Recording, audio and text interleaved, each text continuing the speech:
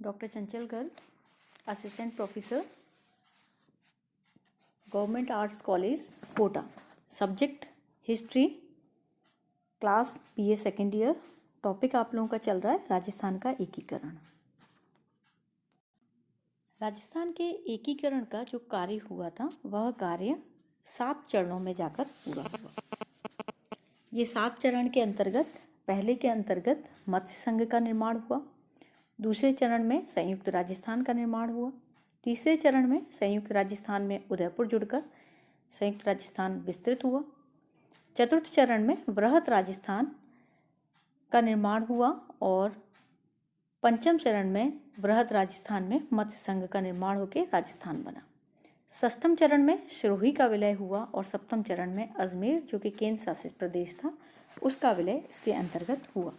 इस तरह से एकीकृत राजस्थान के निर्माण का जो कार्य था वो धीरे धीरे पूर्ण हुआ। ये आपको पहले भी बताया गया है कि राजस्थान के एकीकरण का श्रेय सरदार वल्लभ भाई पटेल को जाता है। राजस्थान एकीकरण 7 चरणों में पूरा हुआ। ये 7 चरण आपको अभी बताए गए हैं। एकीकरण 18 मार्च 1948 से शुरू हुआ और 1 नवंबर 1956 को पूरा हुआ। इसमें 8 वर्ष 7 माह 14 दिन लगे। आज़ादी के समय राजस्थान में 19 रियासतों के 3 ठिकाने और एक केंद्र शासित प्रदेश अजमेर में। कुछ दोबारा चीज़ें आपको बताई जा रही हैं। इसके अंतर्गत सबसे ज़्यादा प्रमुख है कि 5 जुलाई 1947 को रियासती सचिवालय की स्थापना, सरदार वल्लभ भाई पटेल इसके अध्यक्ष और सचिव वीपी मेनन बने और 25 जुलाई 1947 को 2 परिपत्र संदर्भ में जारी किए गए इंस्ट्रूमेंट ऑफ एक्सेशन, जिसे विलय पत्र या अंगीकार पत्र कहा जाता है, स्टैंड स्टिल एग्रीमेंट यथास्थिति समझौता या पत्र। राजस्थान की सबसे बड़ी रियासत जो क्षेत्रफल की दृष्टि से थी वो मारवाड़ थी और राजस्थान की सबसे बड़ी रियासत जनसंख्या की दृष्टि से जयपुर थी। सबसे छोटी रियासत जनसंख्या और क्षेत्रफल दोनों की दृष्टि से शाहपुरा थी, जबकि राजस्थान की सबसे प्राचीन रियासत मेवाड़ थी और यही कारण था कि जब राजस्थान का एकीकरण हुआ तो मेवाड़ के महाराणा को विशेष दर्जा प्रदान किया गया। राजस्थान की नवीन रियासत जो अंग्रेजों द्वारा बनाई गई 1838 ईस्वी में झालावाड़ थी। ये आपको बताया गया था कि झाला जालन सिंह के वंशजों के लिए इसका निर्माण अंग्रेजों ने किया था। जाटों की रियासत भरतपुर और धौलपुर थी और एकमात्र मुस्लिम रियासत टोंक थी। एकीकरण में शामिल होने वाली पहली रियासत अलवर, अंतिम रियासत सिरोही, अजमेर, मेड़वाड़ा क्षेत्र थे। इसमें अजमेर और मेड़वाड़ा क्षेत्र रहे हैं। राजस्थान की सबसे पुरानी रियासत मेवाड़, सबसे नई रियासत झालावाड़ थी। क्षेत्रफल की दृष्टि से सबसे बड़ी रियासत जोधपुर, सबसे छोटी शाहपुरा थी और राजस्थान की एकमात्र मुस्लिम रियासत टोंक थी। अब हम शुरुआत करते हैं मत्स्य संघ के निर्माण की, कि राजस्थान का एकीकरण किस प्रकार हुआ और किस प्रकार से मत्स्य संघ का निर्माण हुआ। अलवर और भरतपुर रियासतों में भी सांप्रदायिक दंगे शुरू हुए थे। इसका कारण था कि 15 अगस्त 1947 को जैसे ही भारत और पाकिस्तान के निर्माण की प्रक्रिया शुरू हुई, इसके साथ ही संपूर्ण भारत और पाकिस्तान में सांप्रदायिक दंगे शुरू हो गए। इसका प्रभाव अलवर और भरतपुर पर भी पड़ा। अलवर में मेव जाति ने अशांति और आतंक फैला दिया और इस आतंक ने भरतपुर को भी अपने चपेट में ले लिया। अलवर राज्य के दीवान डॉक्टर NB खरे जो वायसराय की कार्यकारिणी के सदस्य थे, वे कांग्रेस पार्टी के भी सदस्य थे, बाद में हिंदू महासभा के अध्यक्ष बन गए। सरकार को ये खबर मिली कि अलवर के महाराजा तेज सिंह और दीवान NB खरे, इन दोनों का हाथ सांप्रदायिक दंगों में है। यहाँ पर जो कानून व्यवस्था बिगड़ रही है उनमें NB खरे और तेज सिंह जिम्मेदार हैं। इसीलिए सरदार वल्लभ भाई पटेल ने 1947 में महाराजा तेज सिंह और डॉक्टर खरे को भी दिल्ली बुलाया और इस बैठक में उनसे ये कहा गया कि अपने राज्य में सांप्रदायिक शांति और कानून व्यवस्था बनाए रखने की जरूरत है, इसे बनाए रखने की कोशिश करें और इसके लिए उन्होंने कहा भी। लेकिन डॉक्टर खरे के संदर्भ में ये कहा गया कि डॉक्टर खरे को भारत सरकार का हस्तक्षेप अलवर रियासत में करना पसंद नहीं आया। सांप्रदायिक दंगे वहाँ बढ़ते ही जा रहे थे, तो ऐसे में यह निश्चय किया गया भारत सरकार के गृह मंत्रालय द्वारा कि डॉक्टर खरे को पदच्युत किया जाएगा। और इसी बीच 30 जनवरी 1948 को दिल्ली में हिंदू महासभा के कार्यकर्ता नाथूराम गौडसे ने महात्मा गांधी जी की हत्या कर दी। डॉक्टर खरे हिंदू महासभा के सक्रिय कार्यकर्ता थे, तो आरएसएस का भी केंद्र ये बना हुआ था। तो ये माना गया, ये खबर फैली कि अलवर राज्य में गांधी जी के हत्यारों को शरण दी हुई है।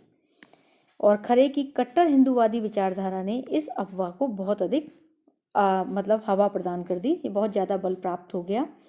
तो इसीलिए भारत सरकार ने अलवर का जो प्रशासन था वो तत्काल अपने हाथ में ले लिया। 7 फरवरी 1948 ईस्वी को अलवर के महाराज तेज सिंह और डॉक्टर खरे को तब तक दिल्ली में रहने के लिए आदेश दिया जब तक उनके विरुद्ध गांधी के हत्याकांड में निष्पक्ष होने की जांच पूरी नहीं होती। इधर भरतपुर में भी सांप्रदायिक दंगे हो रहे थे, तो ये आया कि भरतपुर का राजा जो है वो भी अपने यहाँ प्रशासन चलाने में असमर्थ हो रहा है, तो इसीलिए भरतपुर के संदर्भ में भी कोई कदम उठाया जाए।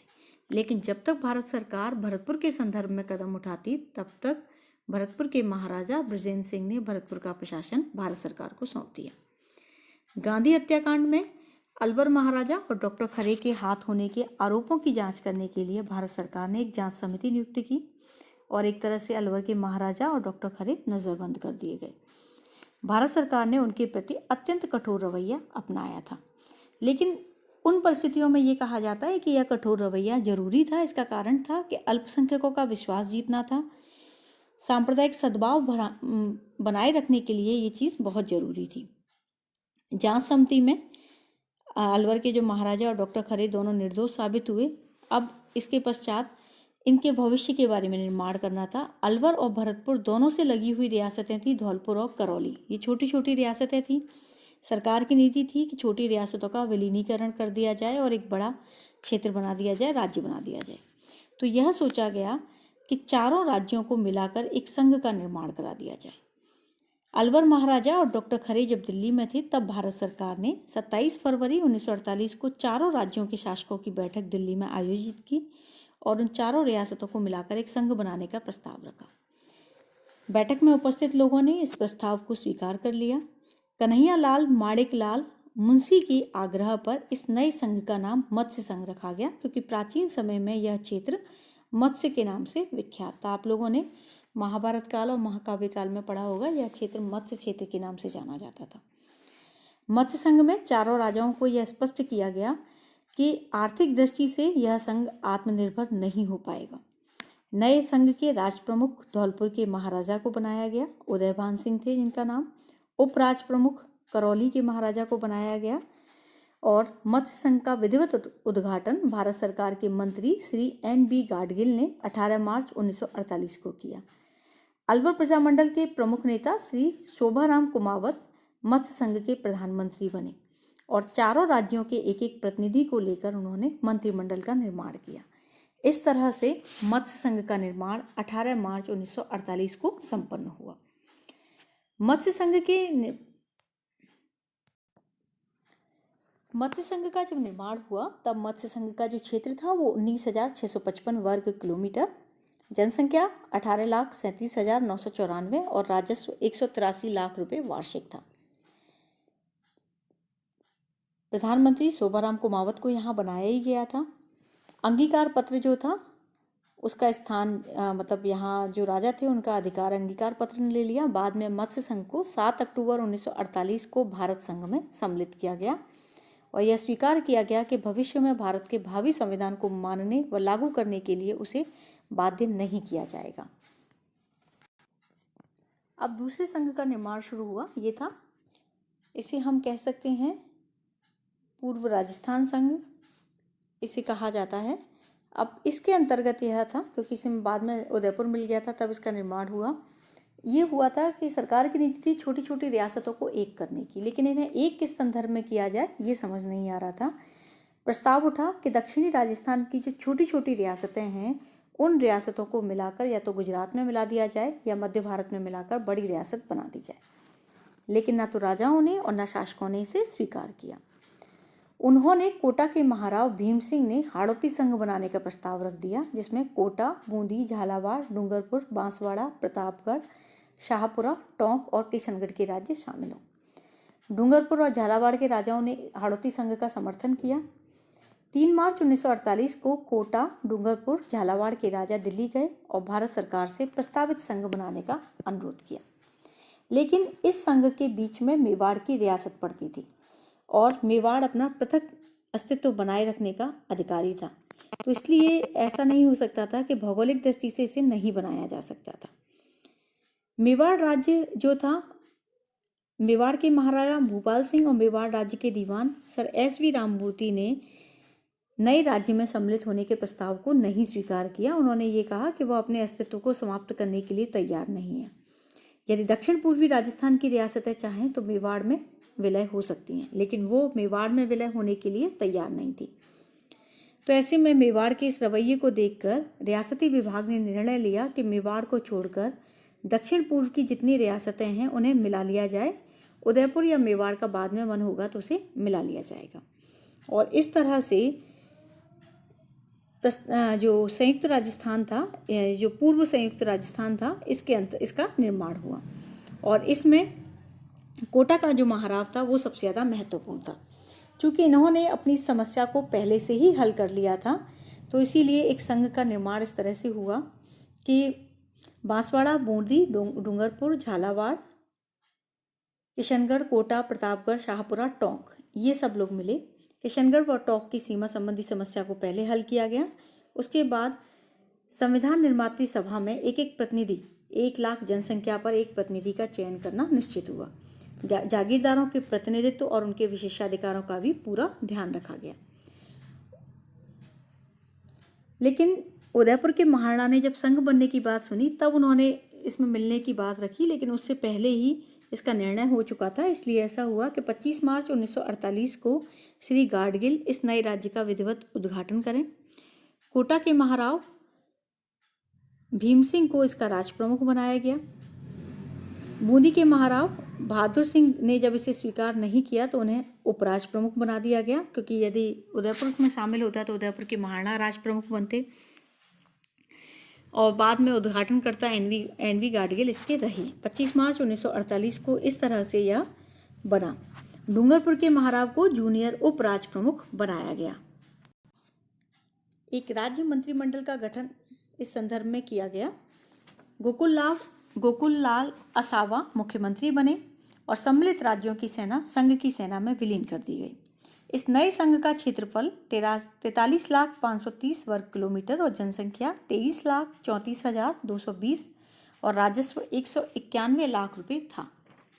9 राज्यों के इस संघ की राजधानी कोटा को बनाया गया और 1 जून 1948 से पूर्व राज प्रमुख ने भारत सरकार के साथ अंगीकार पत्र पर हस्ताक्षर करना स्वीकार कर लिया। इस तरह से संयुक्त राजस्थान था, उसका निर्माण पूर्ण हुआ। अब इस पूर्व संयुक्त राजस्थान में मेवाड़ का विलय हुआ और जब मेवाड़ का विलय हुआ तब इसका निर्माण हुआ।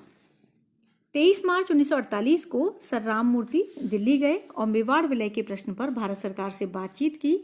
उन्होंने महाराणा की 3 प्रमुख मांगें उनके सामने रखी। ये मांग थी कि महाराणा को संयुक्त राजस्थान का वंशानुगत राज प्रमुख बनाया जाए, उन्हें 20 लाख रुपए वार्षिक प्रीवी पर्स दिया जाए और तीसरा, उदयपुर को संयुक्त राजस्थान की राजधानी बनाया जाए।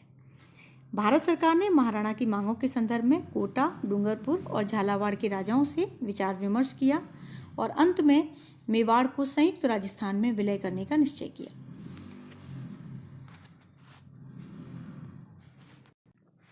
लेकिन अभी तक किसी भी रियासत के राजा को 10 लाख रुपए वार्षिक से अधिक प्रीवी पर्स नहीं दिया गया। महाराणा ने 20 लाख की वार्षिक मांग पूरी की थी। तो ऐसे में रियासती विभाग ने यह निर्णय लिया कि महाराणा को 10 लाख रुपए वार्षिक पीवी पर्स, 5 लाख रुपए वार्षिक राज प्रमुख के पद का भत्ता और शेष 5 लाख रुपए वार्षिक मेवाड़ के राजवंश की परंपरा के अनुसार धार्मिक कृत्यों में खर्च के लिए दिया जाएगा। महाराणा को संयुक्त राजस्थान का आजीवन राज प्रमुख बनाना स्वीकार कर लिया गया, लेकिन यह पद उन्हें वंशानुगत नहीं दिया गया। उदयपुर को संयुक्त राजस्थान की राजधानी बनाया जाएगा, लेकिन कोटा के ऐतिहासिक महत्व को बनाए रखने के लिए भी उन्होंने कदम उठाई और इस तरह से विलीनीकरण के लिए यह सारी शर्तें तय हो गईं। तब 11 अप्रैल 1948 को मेवाड़ के महाराणा ने विलय पत्र पर हस्ताक्षर कर दिए। जब मेवाड़ के महाराणा ने विलय पत्र पर हस्ताक्षर कर दिए और इस संदर्भ में एक अंगीकार पत्र बनाया गया और इस तरह से यह जो मसौदा था यह तैयार हुआ। इस संघ का जो उद्घाटन था वो 18 अप्रैल 1948 को हुआ। पंडित जवाहरलाल नेहरू ने इसका उद्घाटन किया संयुक्त राजस्थान का, और प्रधानमंत्री माणिक्यलाल वर्मा बनाए गए और माणिक्यलाल वर्मा ने पंडित नेहरू और सरदार पटेल से परामर्श कर अपने लिए मंत्रिमंडल बनाया। इस मंत्रिमंडल में उन्होंने गोकुललाल असावा, प्रेम नारायण माथुर, भूरेलाल बया, मोहनलाल सुखाड़िया, भोगीलाल पांड्या, अभिन्न हरि और ब्रज सुंदर शर्मा को शामिल किया था। राष्ट्र प्रमुख भूपाल सिंह जो कि उदयपुर के मेवाड़ के महाराणा थे, उन्हें बनाया गया। उपराष्ट्र प्रमुख भीम सिंह को बनाया गया। अब इस संघ की जो जनसंख्या थी वो थी 42,60,918। क्षेत्रफल था 77,640 वर्ग किलोमीटर। वार्षिक राजस्व था 316 लाख रुपए। वर्ष में विधानसभा का एक सत्र कोटा में आयोजित करना तय किया गया, कोटा के ऐतिहासिक महत्व को देखते हुए। कोटा के प्रशासनिक अधिकारी व कोटा सेना की इकाइयां पूर्ववत कोटा में रखी गईं। वन विभाग का स्कूल, पुलिस प्रशिक्षण कॉलेज, एरोनॉटिकल कॉलेज भी कोटा में ही रखे गए। कोटा में एक संभागीय आयुक्त का मुख्यालय खोलने का प्रावधान भी किया गया और संयुक्त राजस्थान के यानी कि माणिक्यलाल वर्मा को ही प्रधानमंत्री बनाया गया। इन सभी राज्यों ने भारत के साथ 31 मई 1948 को एक कॉवेनेंट फॉर एसेशन पर हस्ताक्षर किए, जिसे गवर्नर जनरल ने 31 सितंबर 1948 को स्वीकृति प्रदान की। और इस तरह से यानी कि मत्स्य संघ जैसे शामिल हुआ, वैसे ही यह भी भारत सरकार के अंतर्गत शामिल हो गया। अब इसके पश्चात चतुर्थ चरण, जिसे हम वृहद राजस्थान के नाम से जानते हैं, वह बना।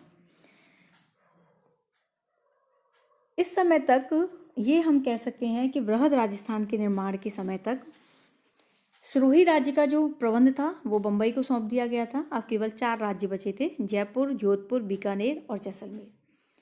जोधपुर, जयपुर, बीकानेर रियासतें स्वतंत्र रहने के अस्तित्व का मापदंड पूरा करती थी और माउंटबेटन 7 जनवरी 1948 को उन्हें इस तरह का आश्वासन भी दे चुके थे कि विलय का सिद्धांत बड़ी रियासतों पर लागू नहीं होगा। सरदार वल्लभ भाई पटेल ने भी 20 फरवरी 1948 को अपने पत्र में बीकानेर के महाराज को यह आश्वासन दिया था कि बड़ी रियासतों का विलय तभी किया जाएगा जब वहां के राजा और वहां की जनता विलय के पक्ष में होगी। जोधपुर, बीकानेर, जैसलमेर इन तीनों राज्यों की सीमाएं पाकिस्तान से मिलती थीं। आक्रमण का भय था। एक बड़ा भाग रेगिस्तान था। यातायात, संचार के साधनों की दृष्टि से ये तीनों रियासतें पिछड़ी हुई थीं। इनका विकास करना इनके आर्थिक सामर्थ्य के बाहर था। रियासती विभाग ने इन तीनों रियासतों को काठियावाड़ की रियासतों के साथ मिलाकर एक केंद्र शासित राज्य बनाने की योजना बनाई, लेकिन स्थानीय जनता राजस्थान में मिलना चाहती थी, अतः यह योजना त्यागनी पड़ी। बाद में समाजवादी दल ने वृहद राजस्थान के निर्माण का नारा बुलंद किया और अखिल भारतीय स्तर पर राजस्थान आंदोलन समिति की स्थापना की। समिति के अध्यक्ष थे श्री राम मनोहर लोहिया और राम मनोहर लोहिया ने जयपुर, जोधपुर, बीकानेर, जैसलमेर और मत्स्य संघ को संयुक्त राजस्थान में मिलाकर भारतीय संघ की एक सुदृढ़ इकाई बनाने की मांग की। भारत सरकार ने चारों राज्यों को संयुक्त राजस्थान में मिलाने का निर्णय लिया।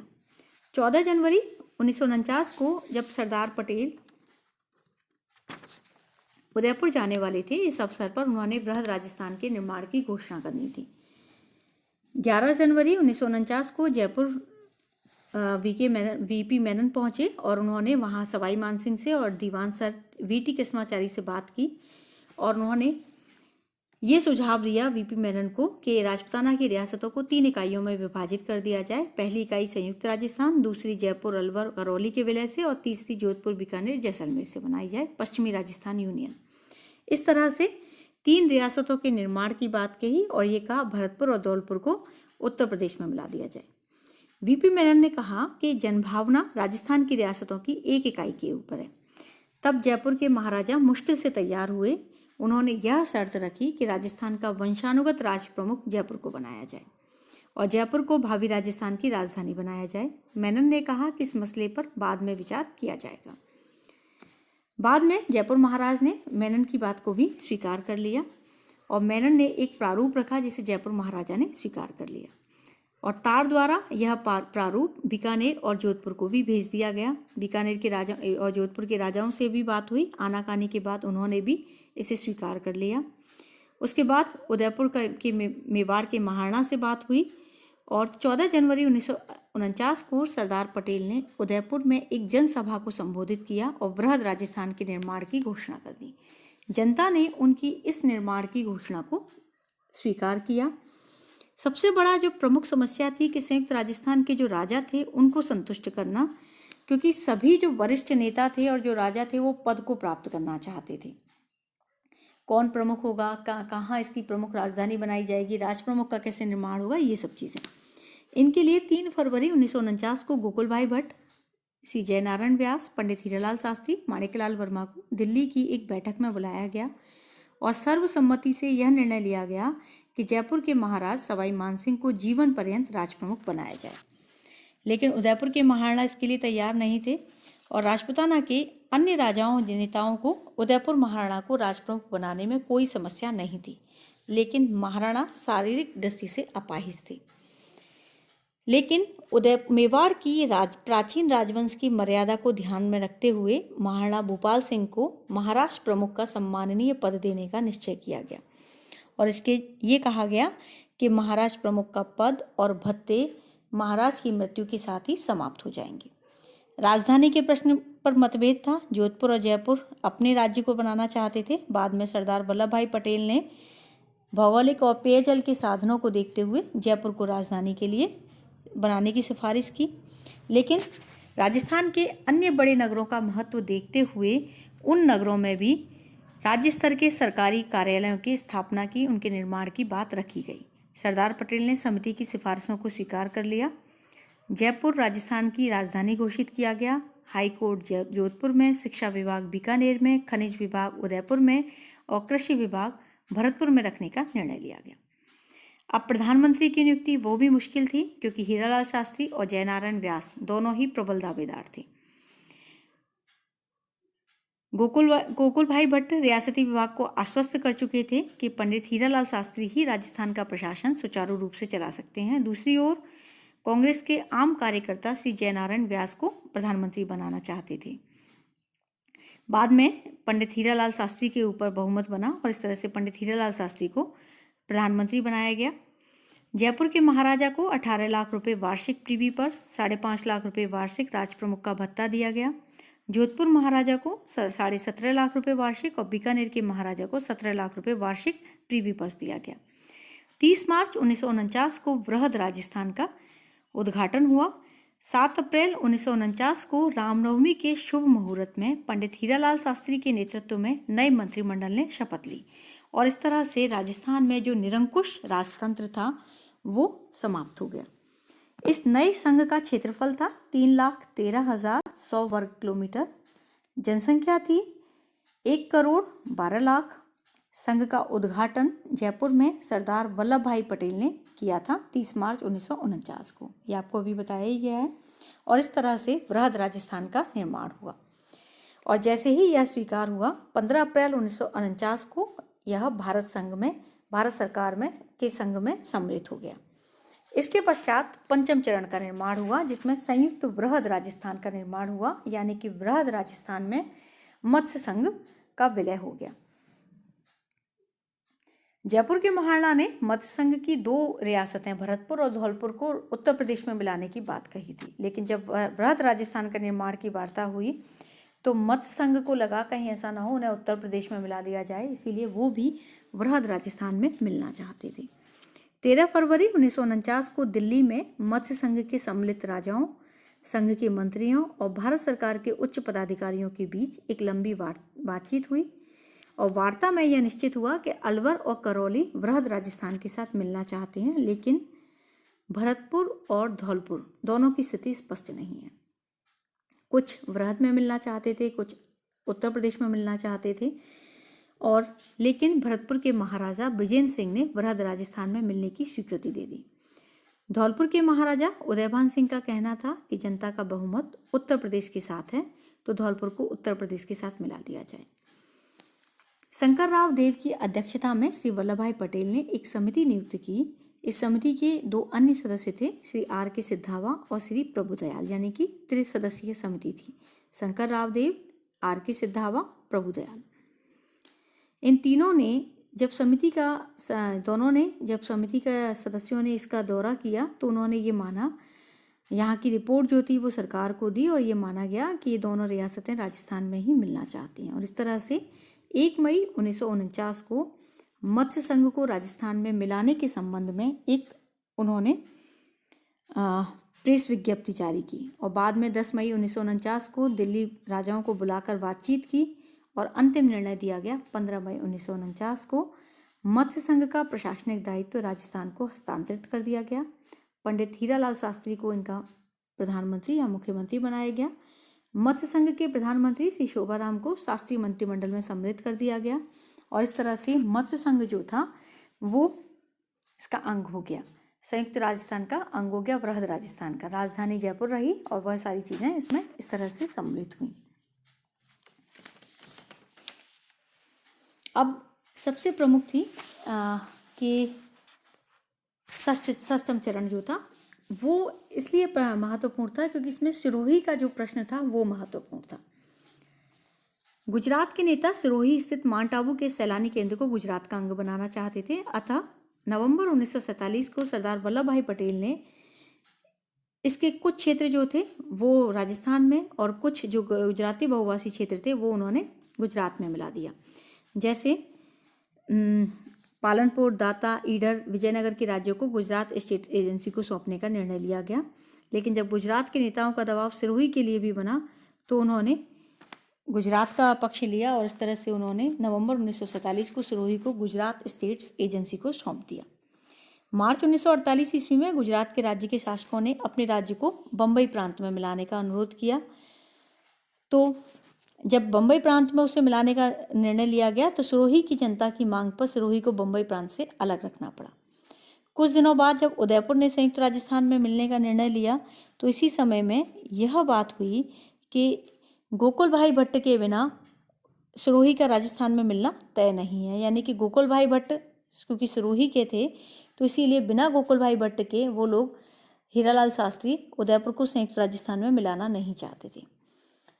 सिरोही का मतलब ये था कि गोकुल भाई भट्ट ने कहा था कि मेरी जन्मस्थली को किसी और क्षेत्र के साथ मिलाकर उन्होंने मुझे पराया कर दिया। तो इसीलिए सरदार वल्लभ भाई पटेल ने यह माना कि गोकुल भाई भट्ट से बातचीत की और उसके बाद सिरोही का यह फैसला लिया गया कि 8 नवंबर 1948 ईस्वी को सिरोही राज्य की अविभाज्य रानी के साथ एक समझौता कर भारत सरकार ने सिरोही के प्रशासन का दायित्व ले लिया और 2 महीने बाद भारत सरकार ने अपनी ओर से सिरोही का शासन बम्बई को सौंप दिया था। बाद में गोकुल भाई भट्ट के नेतृत्व में सिरोही के लिए मुकदमा आंदोलन चला और इस आंदोलन के अंतर्गत राज्य को 2 भागों में बांटना पटेल चाहते थे कि बड़े भाग का विलय राजस्थान में और छोटे भाग का विलय बम्बई में। और 25 जनवरी 1950 को यह लागू भी हुआ और 26 जनवरी 1950 को जोधपुर के कमिश्नर ने राजस्थान में विलय होने वाले भागों को अपने नियंत्रण में ले लिया। राज्य सरकार द्वारा 7 फरवरी 1950 को एक अधिसूचना जारी हुई जिसमें राजस्थान के सम्मिलित भागों का क्षेत्राधिकार विस्तार पूर्वक वर्णित किया गया। इसके अनुसार सिरोही के वे क्षेत्र जो बम्बई में शामिल नहीं हुए थे उन्हें राजस्थान का भाग माना गया। ये थे शिवगंज तहसील, पिंडवाड़ा तहसील, सिरोही, भवरी तहसील, आबू रोड की उत्तर दिशा का क्षेत्र और सिरोही शहर को जिले का मुख्यालय बनाया गया।